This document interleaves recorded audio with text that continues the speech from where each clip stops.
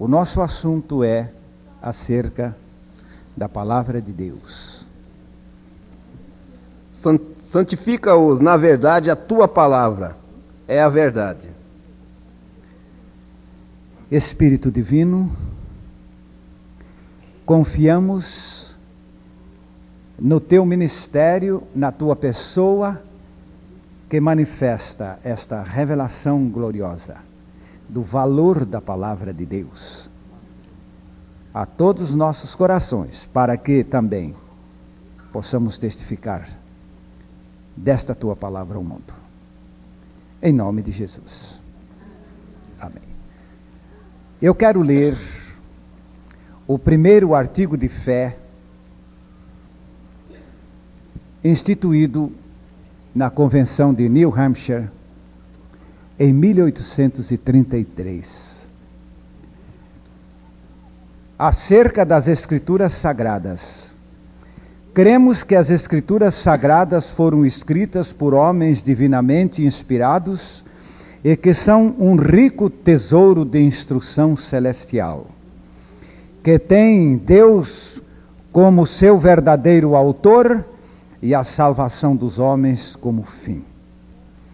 Que todo o seu conteúdo é a verdade sem mescla de erro, que revelam os princípios pelos quais Deus há de julgar-nos, e por isso são e continuarão sendo, até o fim do mundo, o verdadeiro centro da união cristã.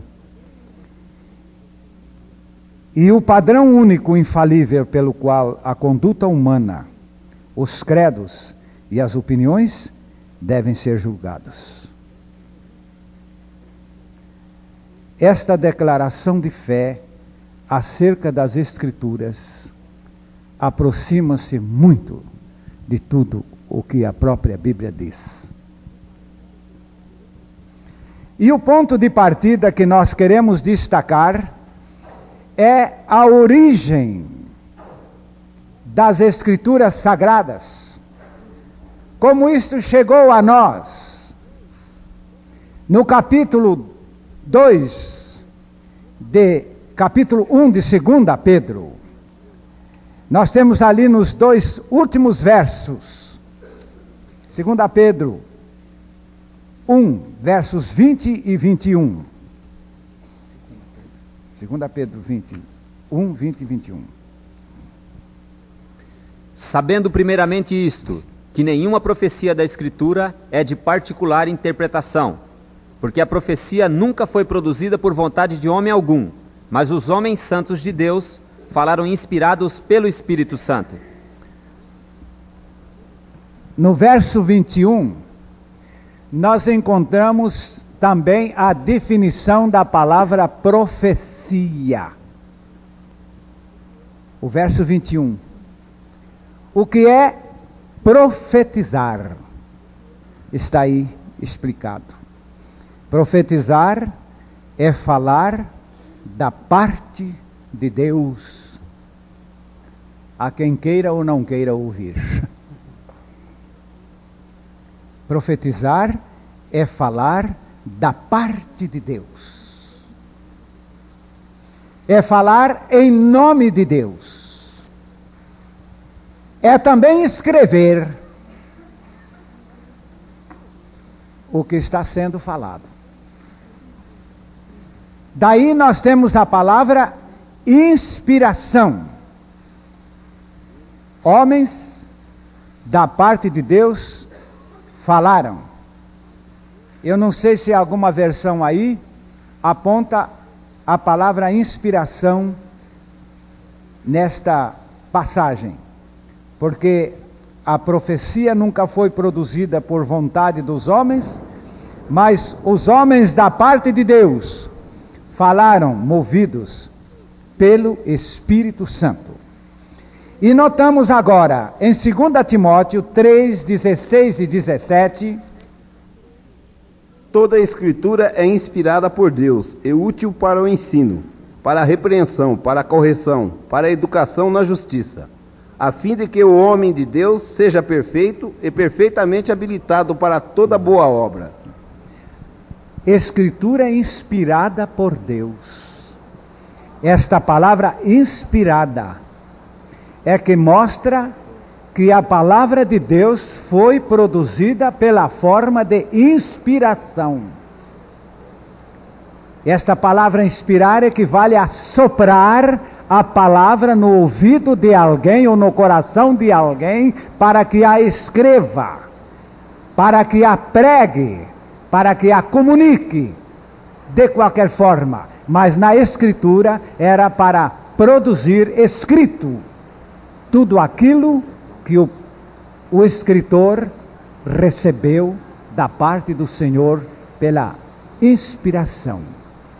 Ele falou a verdade, a palavra, ao coração da pessoa, que então tratou de escrevê-la. E a Bíblia não está escrita por um só autor. Ela está escrita por cerca de 40 autores. E mais uma outra coisa, escrita de diversas localidades, de diversas regiões. E outra coisa, escrita num período de 4.000 anos, portanto, em diversas épocas. E mais uma outra coisa maravilhosa, escrita por pessoas de diversas culturas, até mesmo pessoa sem cultura. Nós temos um Paulo, homem de muitas letras, mas temos um Pedro que sabia lançar rede e tirar peixe de rede, remar barco e fazer alguma outra coisa semelhante.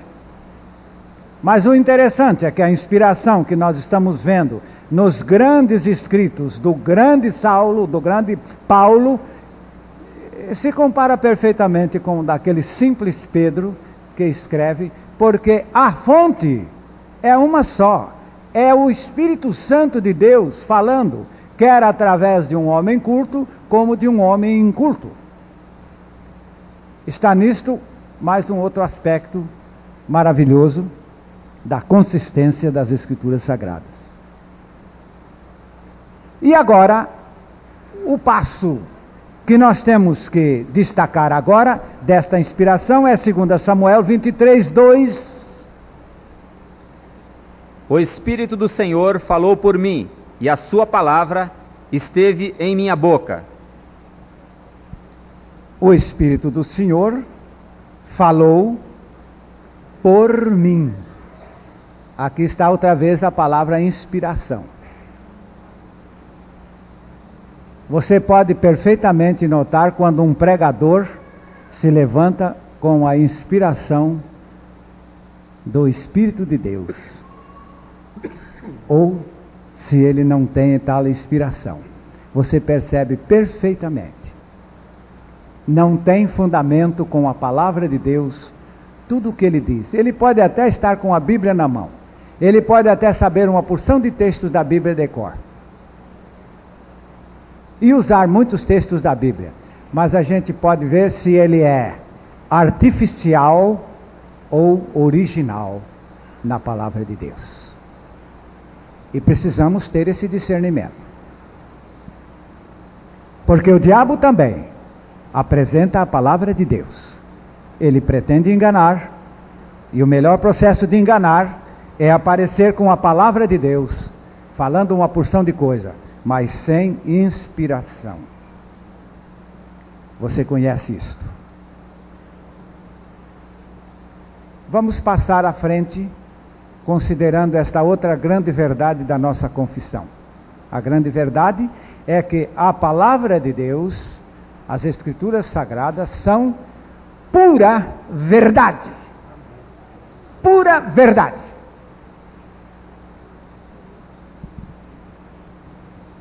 Nós vimos aqui, na nossa confissão de fé, que a palavra de Deus é a verdade sem mescla de erro. Nem uma pintinha de erro. na palavra de Deus. Ela é pura verdade. Isto porque foi produzida por um Deus que, em Tito, capítulo 1, este Deus não pode mentir. Versículo 2. Na esperança da vida eterna que o Deus que não pode mentir prometeu, antes dos tempos eternos. Ora, se Deus não pode mentir, então tudo o que Ele tem produzido, forçosamente tem que ser absolutamente a verdade. A verdade. Os homens não entendem o testemunho de Deus, porque o testemunho de Deus é a verdade, e os homens não são firmados na verdade.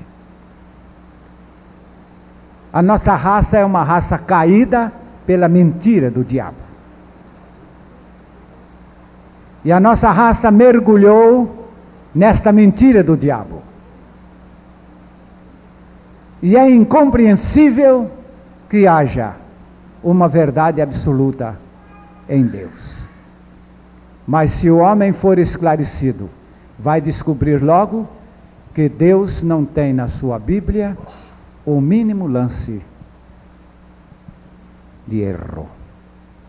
Absolutamente não. Quando Balaão, o profeta mercenário, foi pregar a palavra de Deus, ele não pôde se desviar da verdade. Segundo Samuel, não, eu quero voltar para Números 23, 19. 23, 19, estou falando de Balaão, o profeta mercenário, que contudo não pôde falar senão a verdade. Deus não é homem para que minta, nem filho do homem para que se arrependa.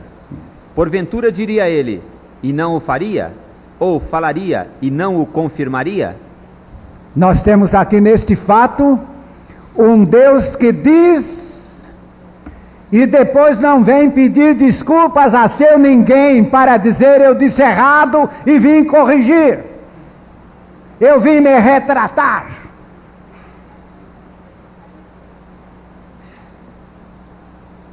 Dizem que um crítico numa certa cidade falou da Câmara dos Vereadores da sua cidade. E ele escreveu no seu jornal, declarando o seguinte: a metade dos vereadores da nossa Câmara Municipal é corrupta. O homem foi processado. Um processo terrível caiu em cima dele e ele foi condenado a se retratar. Então ele pegou e escreveu no jornal, no mesmo jornal, declarando o seguinte: a metade dos vereadores da nossa Câmara Municipal não é corrupta.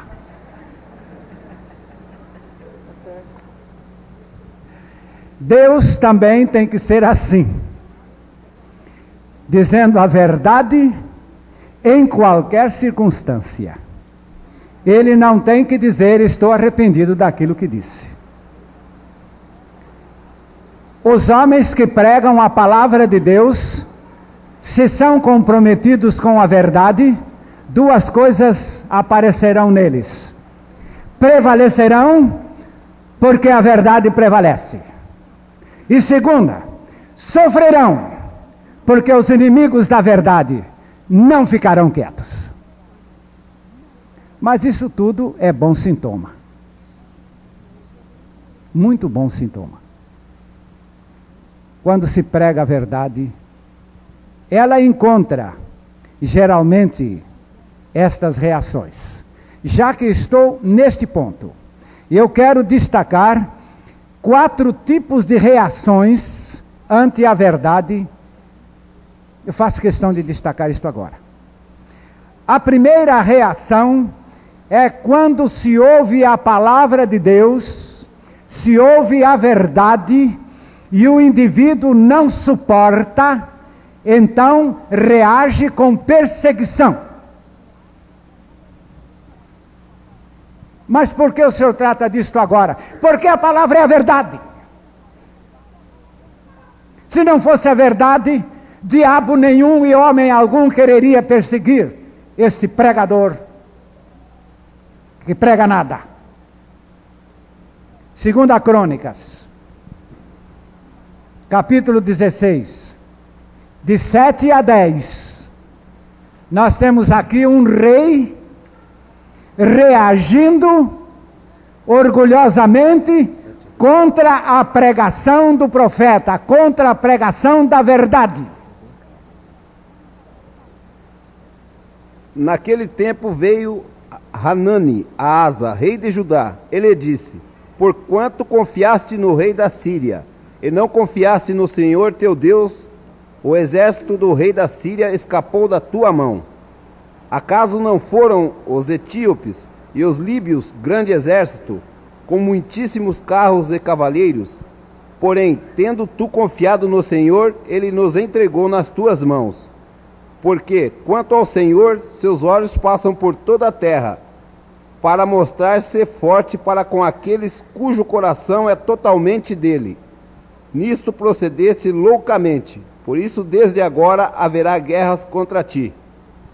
Porém, Asa se indignou contra o vidente e o lançou no cárcere, no tronco, porque se enfurecera contra ele por causa disso. Na mesma ocasião, oprimiu Asa a alguns do povo. Eu queria destacar aqui o fato de que Deus mandou o profeta Hanani pregar ao rei Asa que ele havia procedido loucamente.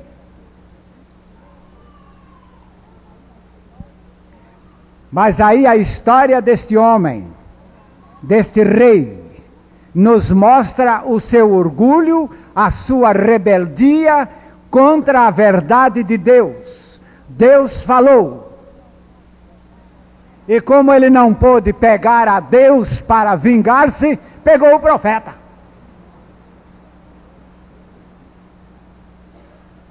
Quantas e quantas vezes o pregador tem que pagar por Deus? O homem não pode pegar o Deus que está falando, então pega o mensageiro dele. Esta reação é muito comum. Mas você sabe por quê? Porque a palavra de Deus é a verdade. Se não fosse a verdade, o inimigo aplaudiria, não reagiria. A outra reação que nós encontramos aparece aqui em Lucas 16, 14, mas há em muitos outros lugares. É a zombaria, o escarnecimento, deboche contra declarações da palavra de Deus. E os fariseus, que eram avarentos, ouviam todas estas coisas e zombavam dele. Eles zombavam de Jesus porque ouviram a palavra. E há mais outros lugares na Bíblia que mostram esta atitude de zombaria contra a palavra de Deus. Zomba por quê? Porque a palavra de Deus é a verdade. É apenas por isto. Depois nós temos aqui aqueles que ouvem a palavra, acham que ela até é a verdade, mas não tão urgente. Ouvem-na e a adiam. Nós temos isso aí em Atos 17, mas isso acontece cada dia. Ouvem, mas deixam para resolver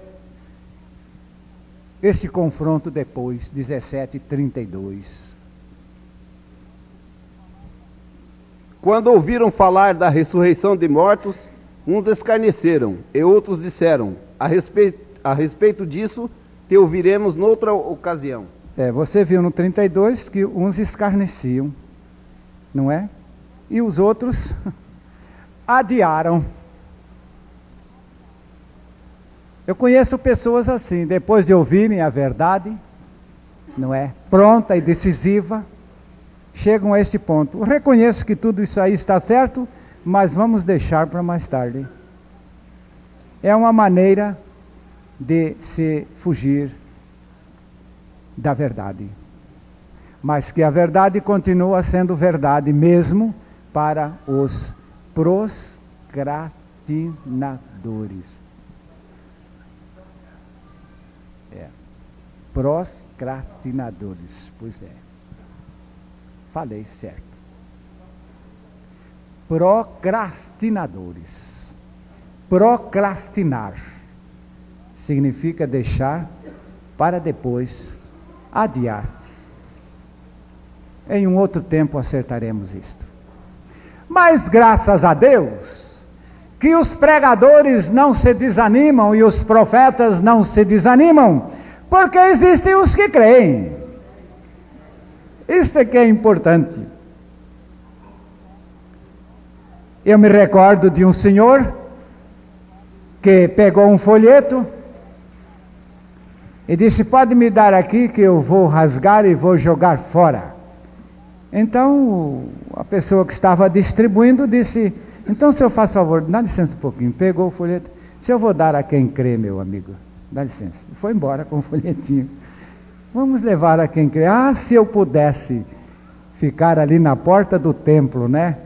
Com aquela palavra cibolete e chibolete.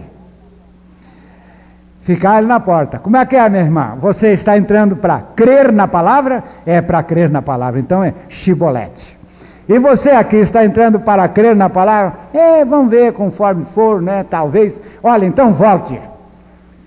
Não vou te matar não, mas volte, porque já está morto. E quem não crê não vive mesmo. Só se vive pela fé. Mas não dá para fazer esta seleção. Nós temos que pregar a coisa assim no bruto. E a seleção só acontece depois. Atos 18, versículo 8, mostra-nos aqui que, graças a Deus, esta semeadura está bem baseada naquele Salmo 26.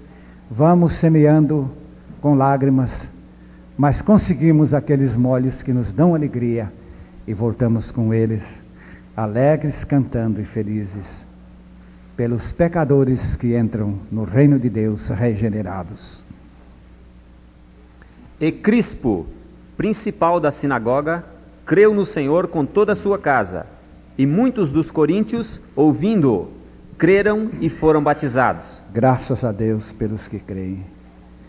Eles animam os pregadores, os perseguidores também animam, mas a gente vê esse fruto, é muito gostoso. É uma verdadeira alegria, é uma alegria a mais gratificante do mundo. Eu acho que da eternidade também.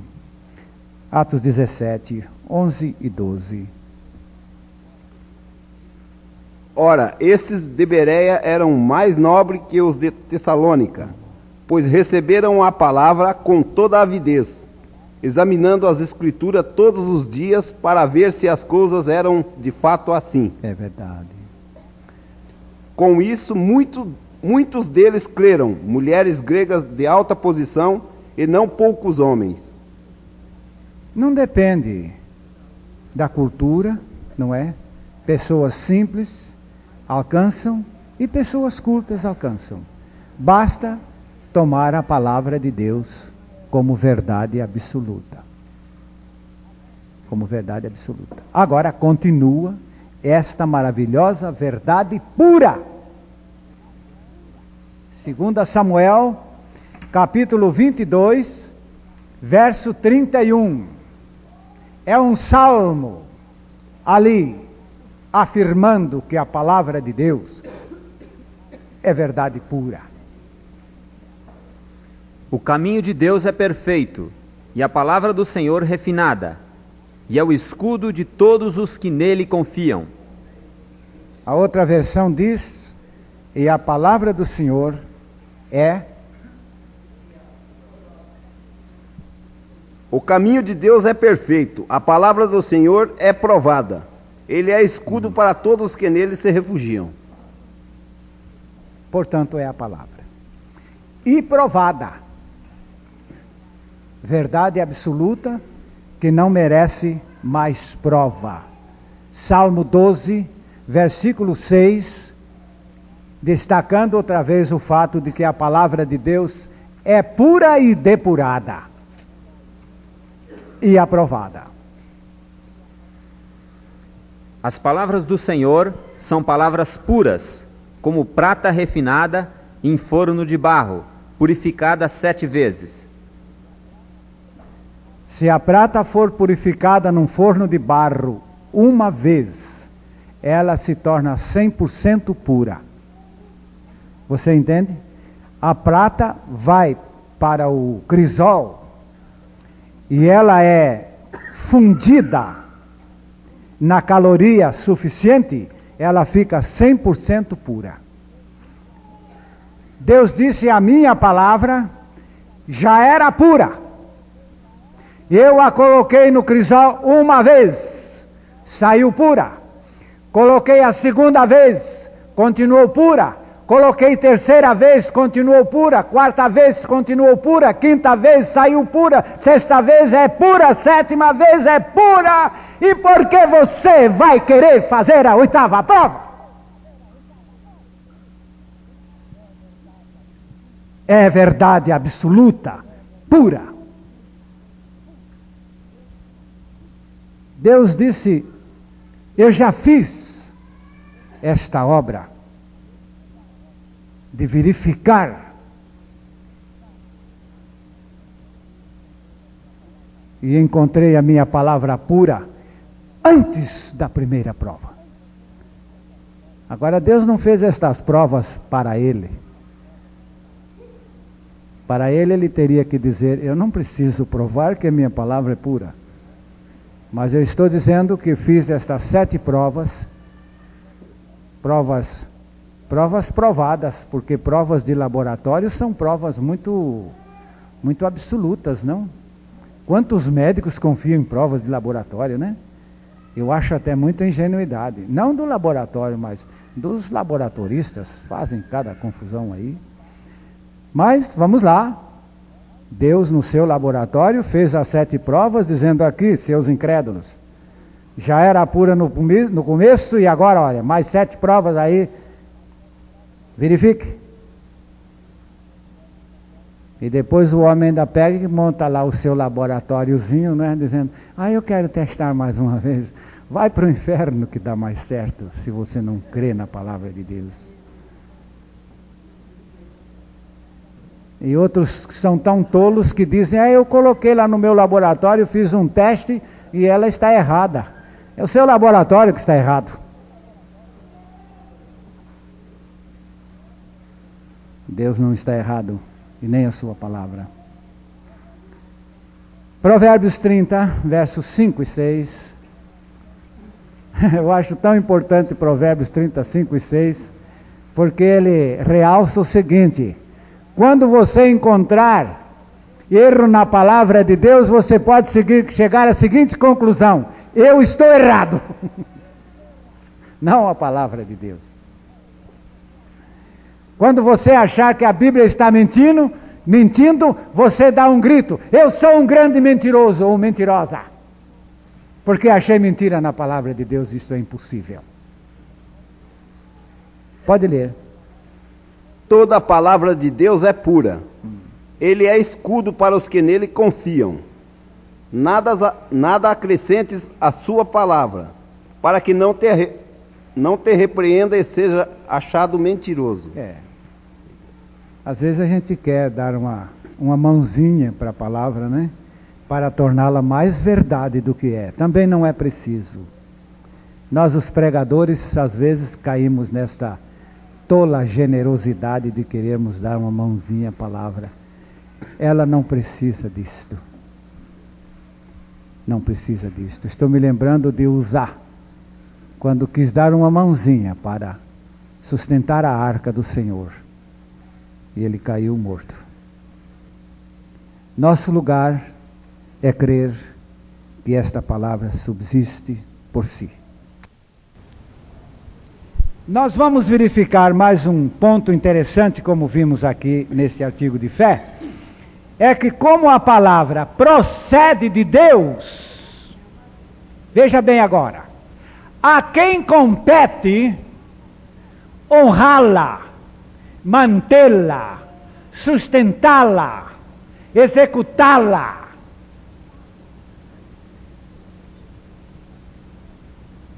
O que é isso? Tem alguém dizendo a mim. Quem é que disse que eu estou falando que é você?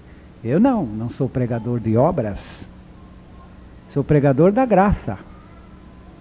A quem compete cumprir a palavra de Deus é a Ele mesmo, o seu autor. Por honra a Ele mesmo. Jeremias 1:12. E disse-me o Senhor: viste bem, porque eu velo sobre a minha palavra para a cumprir.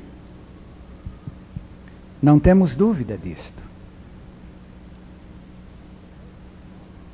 Todos os homens honrados empenham-se por sua palavra. O que eles dizem, muitas vezes chega a lhes custar a própria vida, porque são honrados e defendem a afirmação ou a negação de sua verdade.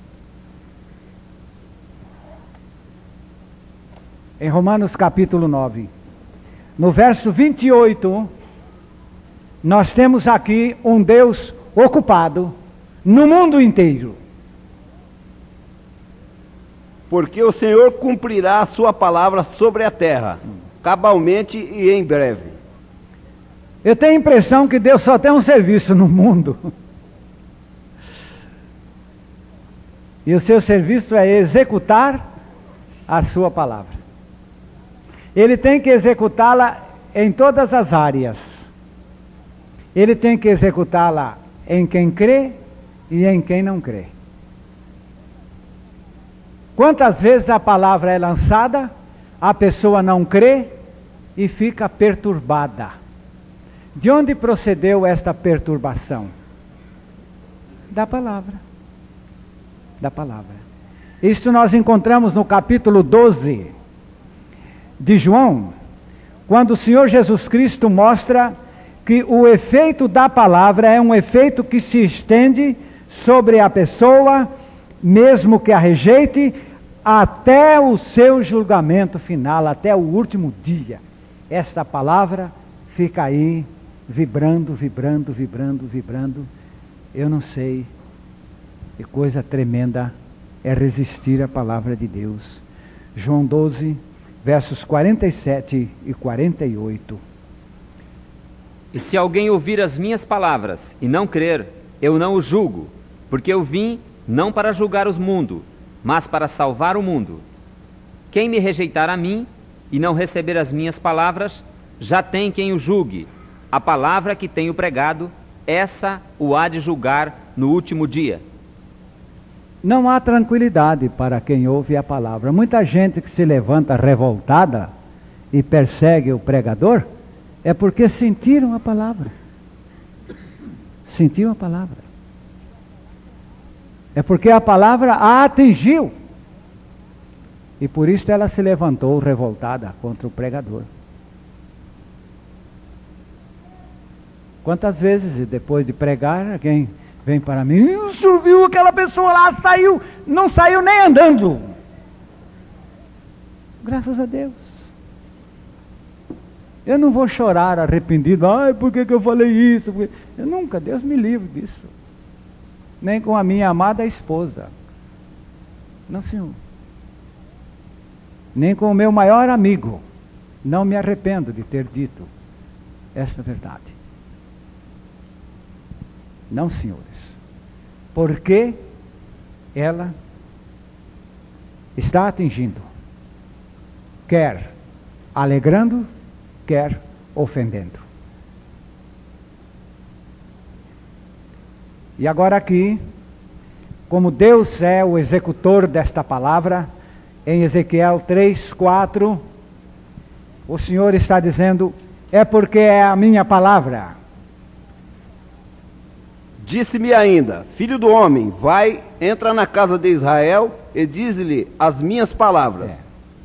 Você não vai dizer as suas, mas dize as minhas. Agora depois, deixa por minha conta. E assim o Senhor tem feito, Isaías 55:11, o Senhor tem feito a sua obra extraordinária em honra e execução de sua palavra. Assim será a palavra que sair da minha boca. Ela não voltará para mim vazia, antes fará o que me apraz, e prosperará naquilo para que a enviei. Graças a Deus. Graças a Deus. E é isto que tem reagido, que tem se tornado uma experiência para as pessoas durante estas pregações da palavra. Vamos notar, por exemplo, em 1 Tessalonicenses 2:13, Paulo dizendo o seguinte: nós nos levantamos para pregar aí e damos graças a Deus que vocês ouviram a palavra de Deus como palavra de Deus. Vocês não olharam para nós, vocês olharam para a palavra. Eu até quero chamar a atenção aqui antes da leitura deste versículo. É um prejuízo o pregador bonito. É um prejuízo o pregador atlético, o pregador esbelto, ou a pregadora. Muito linda. A palavra desaparece, porque há pessoas que se enlevam na aparência da pessoa que fala. Eu me recordo de uma moça lá em Campo Grande e disse, nós preferimos mais o pastor fulano de tal do que o senhor. Eu disse, eu já sei por quê, minha filha. Por quê? Porque ele é um moço bonito. Não é por isso. Se é por isso, então. Mas o que você precisa não é ver um pregador bonito. Você precisa ouvir a verdade de um pregador que está falando a palavra de Deus. Eu acho gostoso quando alguém chega perto de mim e olha assim, pensa...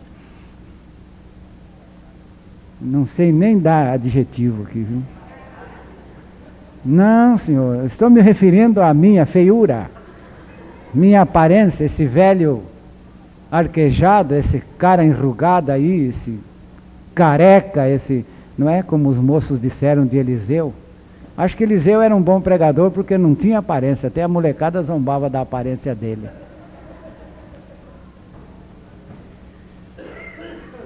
Há pessoas iludidas com a aparência do pregador. Não só na aparência, como também no comportamento. Eu conheço pregadores como Absalão. Furta o coração do povo com seu modo de tratar com o povo. O povo se enleva. Mas o povo não está acolhendo a palavra da verdade. O povo está se iludindo com circunstâncias. Graças a Deus, segundo este verso que o irmão vai ler. Outra razão ainda temos nós para incessantemente dar graças a Deus. É que, tendo vós recebido a palavra que de nós ouvisse, que é de Deus, acolhesse não como palavra de homens, e sim como em verdade é a palavra de Deus, a qual com efeito está operando eficazmente em vós, o que credes. Nós estamos ouvindo estes homens pregarem a palavra de Deus. E estamos crendo não em palavras de homens, estamos crendo em palavras de Deus. Todos os verdadeiros regenerados que nós conhecemos, nenhum deles afirma que estão regenerados pela palavra do Glênio, ou pela palavra do Abuchaim, ou pela palavra do Josué, ou do Carlos Correia, ou de qualquer outro, ou do Elias, ou do Valdir, ou do Thomas, ou do Humberto. Não. Eu nasci de novo, crendo na palavra. E como a palavra é a verdade, sabem? Como a palavra é a verdade, então disse este verso que ela opera. Você vê aí no fim deste verso, está dizendo que ela opera na pessoa que crê. Ela opera em quem não crê também. Opera um incômodo, uma infelicidade. Opera inclusive o julgamento. Mas aqui nesse sentido está se dizendo de operação salvadora, operação regeneradora, operação transformadora. É a palavra de Deus em seu efeito, porque ela é a palavra de Deus. Quando Deus falou, quando ainda não existia um dia, e não existia um universo, Ele falou assim ao vazio. E tudo passou a existir pelo poder da sua palavra. Que descreiam os ímpios, mas eles nunca conseguiram substituir esta linda verdade, que da boca de Deus nasceu um universo. Isto que é racional. Capítulo 11 de Hebreus, verso 3, mostrando que, crendo, nós descobrimos esta maravilha, que do nada, tudo foi feito pela operação da palavra de Deus.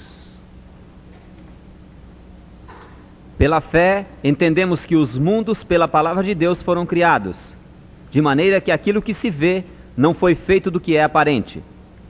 Para que ninguém alegue que a Terra foi criada por Deus, e Marte foi criado por Platão, e Vênus foi criado por Mané, e outras tolices mais, então aí o texto está dizendo, os mundos foram criados pela palavra de Deus. Os mundos. Eu prefiro a outra versão. A palavra universo. É universo no singular? Pela fé entendemos que foi o universo formado pela palavra de Deus, de maneira que o visível veio a existir das coisas que não aparecem. Claro que tem que ser no singular, porque o universo é o coletivo. O universo significa o coletivo dos mundos. Assim como o povo é coletivo de muita gente num lugar, o universo envolve tudo quanto foi criado. A Bíblia diz que Deus criou a lua para alumiar, diz lá na Bíblia. E ordenou Deus, não é? A existência do luminar menor chamado lua. E na véspera do homem ir para a lua, João Júlio, os corretores de imóveis já começaram a vender lotes na lua, dizendo lá é um lugar habitável, lá tem balneários, tem tudo aquilo que ilude os compradores, sabe? O pessoal já começou. Dizem que já houve gente que comprou propriedade lá na Lua. Mas depois que os nossos cosmonautas, pela providência de Deus, foram lá, não é? Voltaram e trouxeram aqui pó da Lua e disseram lá ninguém pode viver, nada pode viver lá. Eu voltei para a palavra de Deus e disse, ó livro maravilhoso, que não és de ciência, mas que sabes tudo, porque és a verdade de Deus. A lua só presta para alumiar, para mais nada. Mais nada. Houve uma teoria que a lua tinha sido explodida da Terra. E que aqui entre esta face da América do Sul e a África, Era um terreno só. De lá do Rio Grande do Sul, você podia muito bem ir lá embaixo, a África do Sul, que era um terreno só. Mas que, não sei o que houve, a Terra explodiu e jogou a Lua lá em cima. De modo que a Lua é um pedaço da Terra que está lá. Mas quando eles trouxeram um pó da Lua, descobriram que a Lua é construída de um material que não existe na Terra. Ela não é construída de terra. A Lua foi construída de lua mesmo. Foi isso que os cientistas concluíram, portanto não procedeu da Terra. Mas eu sei aonde está escrito a origem da Lua. Foi que o Pai falou e a Lua se postou lá com o ministério e o serviço único de alumiar. Se o homem quiser ter um bom proveito da Lua, monte lá, como não estão podendo fazer isto porque seria uma confusão, montem lá um reator para a televisão. Aí dá. Porque como lá está uma base de luz, você não teria mais canal de televisão da Lua. Você teria um facho de televisão. Aí não seria mais onda. Seria um facho. Qualquer coisa que você projetasse lá naquela peça reatora, ela projetaria no mundo inteiro com absoluta perfeição. Não ia depender mais de satélite, mais de torres de retransmissão, nada disso. Só que ninguém pode fazer isso lá, porque a emissora que colocar isso lá, não vai mais haver outra emissora de televisão, fica sozinha. Porque o facho tomaria o lugar de todos os canais. De repente a Globo ainda vai querer fazer isso, né? Está crescendo. Se ficar só uma emissora de televisão no mundo, ela pode usar um reator na Lua, que vai dar certo.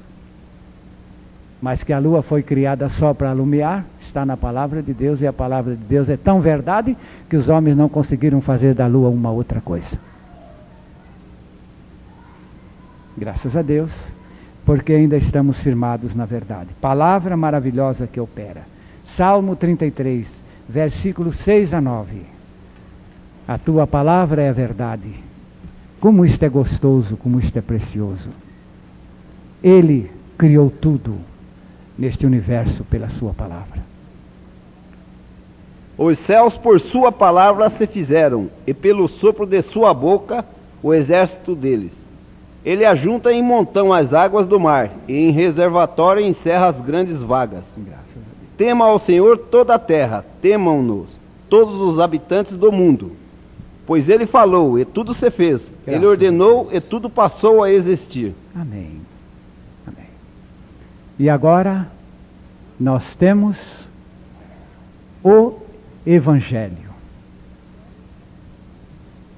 O Evangelho que você conhece consiste na morte e a ressurreição de Cristo. Mas lá em 1 Coríntios 15, os versículos 3 e 4, você vai notar que o Evangelho é segundo as Escrituras. Porque primeiramente vos entreguei o que também recebi, que Cristo morreu por nossos pecados, segundo as Escrituras, e que foi sepultado, e que ressuscitou ao terceiro dia, segundo as Escrituras. Segundo a palavra de Deus. Meus amados, se a palavra de Deus não fosse verdade, eu acho que Jesus teria livrado a sua pele de se dar ali naquela cruz. Eu não vou morrer segundo uma coisa que eu não sei se está certa ou não. Mas ele sabia que é segundo a verdade das Escrituras, segundo a verdade da palavra de Deus, ele tinha que morrer. E isto ele enfrentou pela verdade.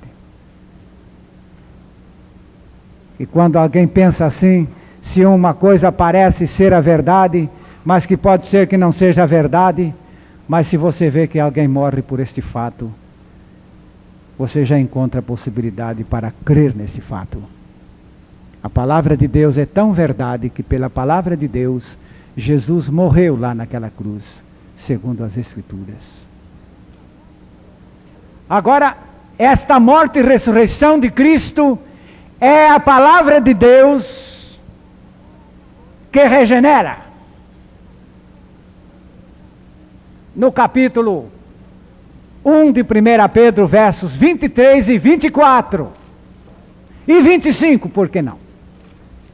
É a palavra de Deus que renasce, porque é a verdade. 23 a 25. Pois fostes regenerados não de semente corruptível, mas de incorruptível, mediante a palavra de Deus, a qual vive e é permanente. Pois toda a carne é como a erva, e toda a sua glória como a flor da erva.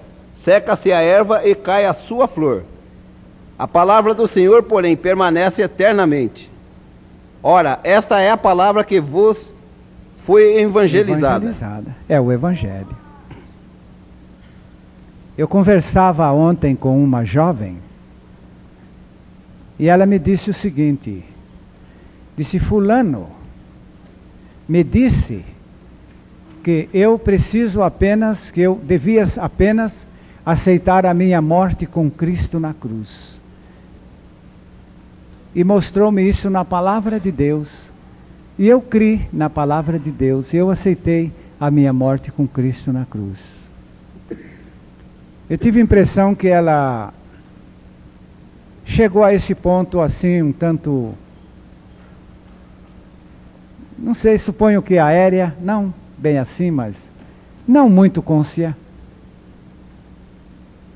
Eu disse: minha filha, você aceitando a sua morte com Cristo na cruz, esta verdade se torna a sua regeneração. Tiago 1,18, mostrando outra vez que o efeito, a operação desta verdade nos faz nascer de novo. Segundo a sua vontade, Ele nos gerou pela palavra da verdade, para que fôssemos como primícias das suas criaturas. Graças a Deus. Foi pela palavra da verdade que Ele nos gerou de novo. Por isto, a regeneração é efeito da verdade crida. Cremos a verdade e ela nos regenera. A verdade nos liberta pelo processo regenerador. A verdade é a palavra de Deus. Só a palavra de Deus é a verdade, digna de toda confiança. Só a palavra de Deus é a verdade. E agora, Salmo 133, do capítulo 119. Salmo 119, verso 133. Isto é que deve ser a nossa oração. Eu creio, a tua palavra é absolutamente a verdade. E somente quero que Deus me ajude com uma graça especial